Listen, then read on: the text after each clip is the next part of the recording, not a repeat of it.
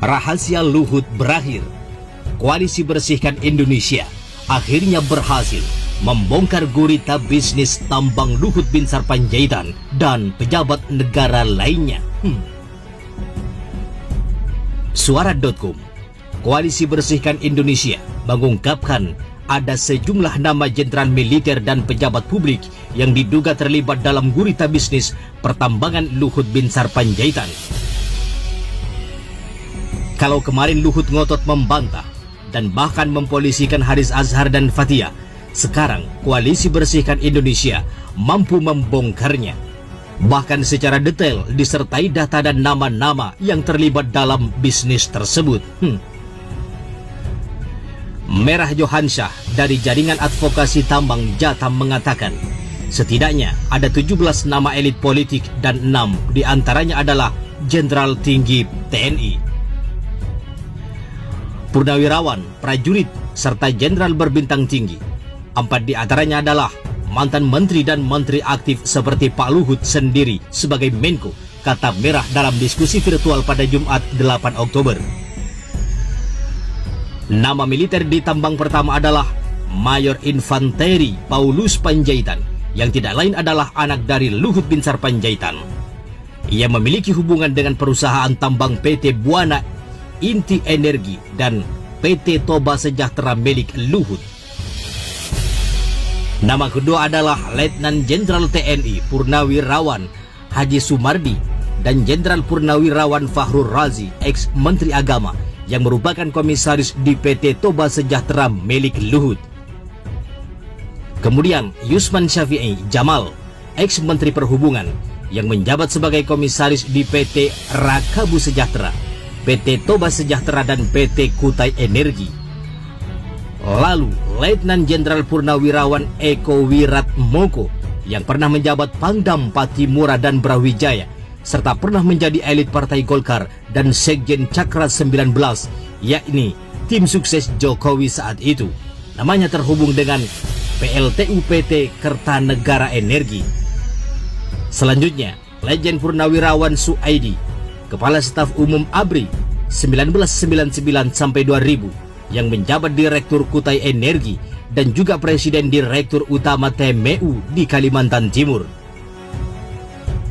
Kemudian Arthur Mangaratua Simatupang sebagai Ketua Umum Asosiasi Produsen Listrik Swasta Indonesia, yang berhubungan dengan PT Toba Pengembang Sejahtera, lagi-lagi milik Luhut Binsar Panjaitan.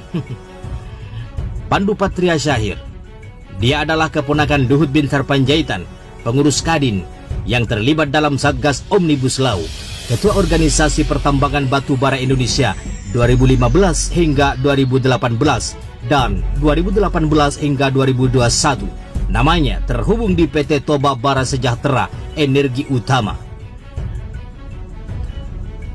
Bambang Brojonegoro, mantan Menristek dan mantan Menteri Bappenas yang baru saja ditunjuk menjadi komisaris di PT Toba Bara Sejahtera Energi Utama, lagi-lagi milik Luhut Binsar Panjaitan.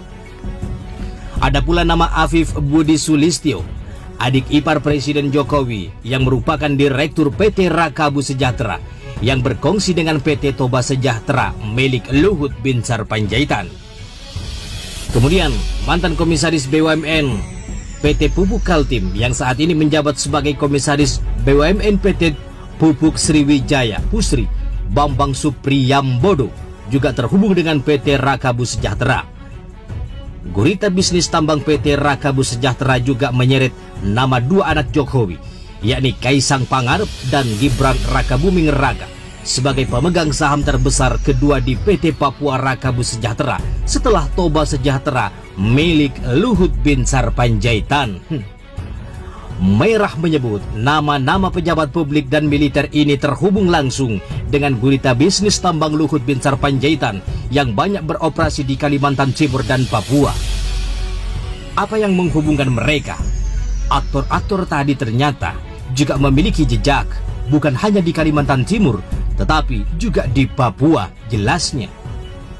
Saham Tobakom Del Mandiri dan Tambang Raya Sejahtera seluruhnya juga terhubung dengan PT Toba Sejahtera, yang sahamnya terhubung dengan Pak Luhut Binsar Panjaitan. Merah menegaskan perusahaan-perusahaan tambang ini telah berdampak buruk terhadap lingkungan dan masyarakat secara langsung, seperti tanah longsor, banjir hingga bahaya lubang tambang.